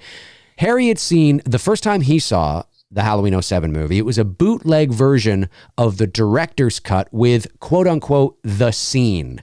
And we saw it with our girlfriends when the scene came out. You talking about the two pump chump Bob scene? Was there something like that? Where he's having sex with Linda and he cramps up. I'm cramping up. Yeah. I'm not familiar with the director's cut, so I'm not really sure. I mean, let's just put it this way, Harry, and you've heard me say this. The very first time I ever saw Rob Zombie's Halloween was in the movie theater with my 63-year-old mother. So, and the reason why I took my mother was because my mom loved the original Halloween. She's a big Halloween fan. So we're like, let's go see the remake. I had no idea that in the first 2 minutes I was going to be hearing, "Oh, crawl over there and skull fuck the shit out of you, bitch." And listen, maybe you have the kind of relationship with your parents where that doesn't bother you. But it feels a little awkward sitting there with my mom listening to that kind of language. You know what I mean? So it was a bit awkward. Tony, ever had anything like that? I lost my virginity to Halloween 4. Perfect. Amazing. Amazing. It's a question. Shit. I don't know how to answer that question. I've never had a situation like that. No, I don't know. Cool. Did you? No. I saw Rob Zombie's Halloween with my uncle, who was like, well, I just said in total disappointment. No, I just said that I did. I had a sort of it was very uncomfortable and awkward for me to watch Halloween 07 with my mom in the theater. That was awkward. I just felt bad for my uncle because I know he was really excited to take me to that movie. I know that, it was just a bonding thing between me and him, and watching a horror movie. And I felt bad. Like, I didn't have a problem with it. You know what I mean? Like the film in itself, I just felt more, I just felt bad. You know what I mean? Because I know how much he wanted to just have a good time with his nephew and enjoy a Halloween movie. And it was that scene, the skull fucking scene, that like, I could just see the look of just utter disgust on his face. I mean, like, just totally, because, he's older and he's, So yeah. Harry says, by the way, to clarify something, no, I did not lose my virginity to Halloween 4. It's called The Joke, folks. Okay. Harry says he was referring to the sexual A scene in the Smiths Grove Sanitarium. I guess there's a rape scene, maybe? Oh, no, I've never experienced that with a girl. No.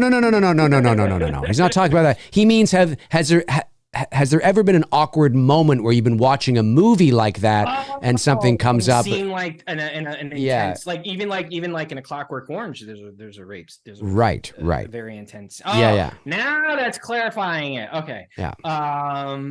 No, I mean, I think you just kind of you understand you're watching a movie. Obviously, I don't think you're looking at it and like. But it would be awkward to watch with your mom, though, right?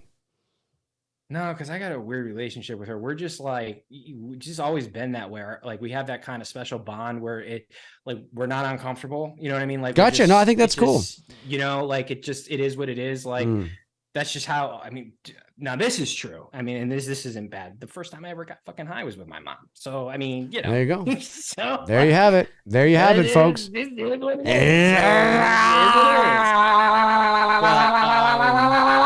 Yeah, like look, I don't even need to be with like a girl and the scene from A Clockwork Orange in itself is a very disturbing scene. It's it is. I don't need to be with someone or whatever, but the scene in Halloween, Rob Zombie's Halloween, I know what he's talking about now.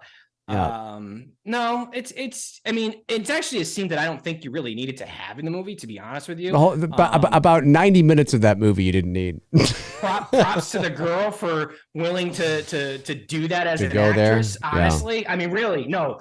Props to her for doing to do that, because that can't be a fucking easy thing to do as an actress. No, you know what I mean. No. That it's not be it's easy. Not. So it's not. AK Channel TV $1.99 says is Myers being so big in 07 a hindrance for y'all?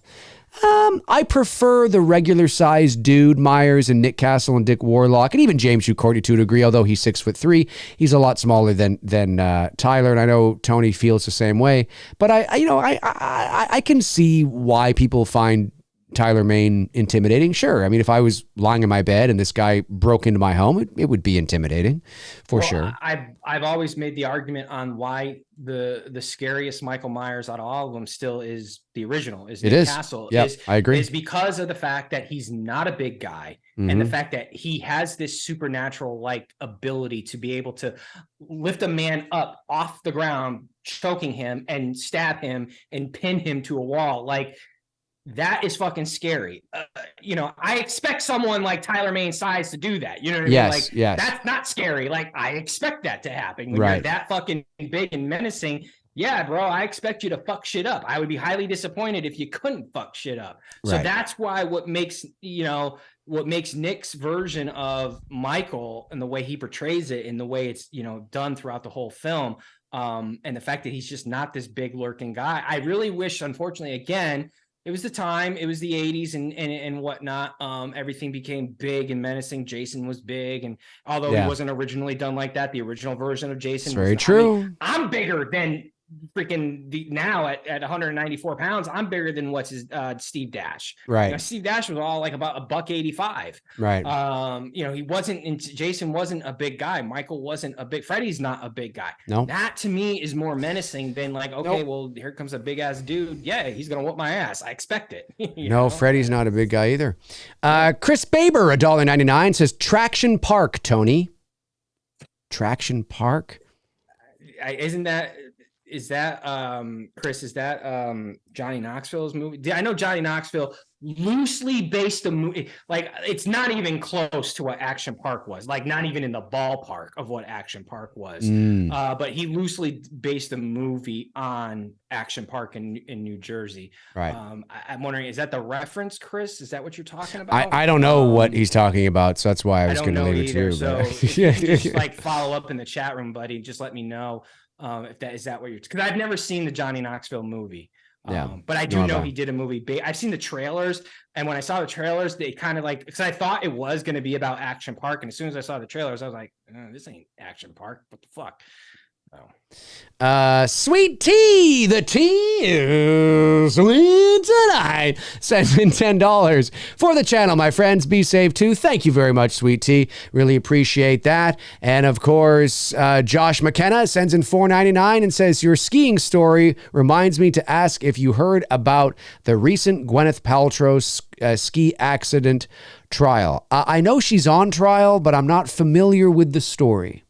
So I didn't even know she was on trial. She is. She's something went down with old Gwyneth. What's in the box? I'll have to. I got to look into it. I'm not, but I do know she's on trial or she's, I don't know, a witness or on trial.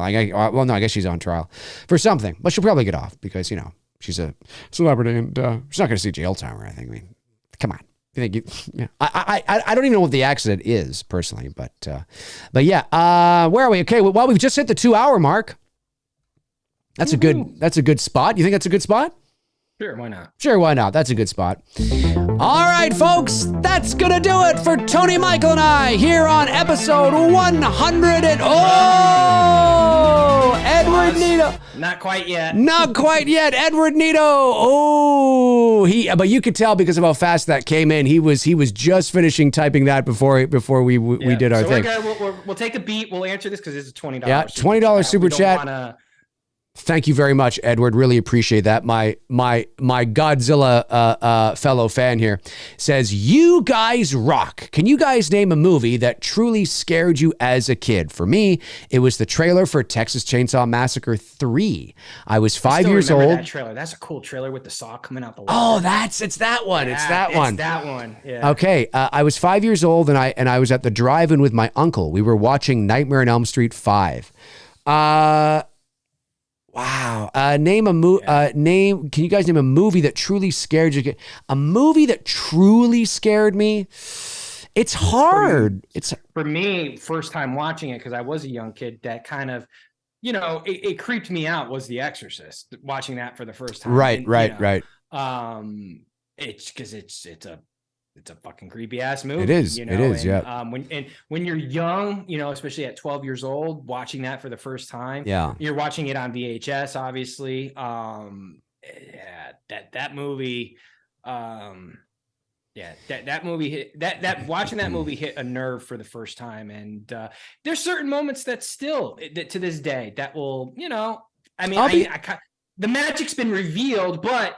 It still gets me a little bit. Right. Right. Not quite like it was when I was 12 years old watching it for the first time.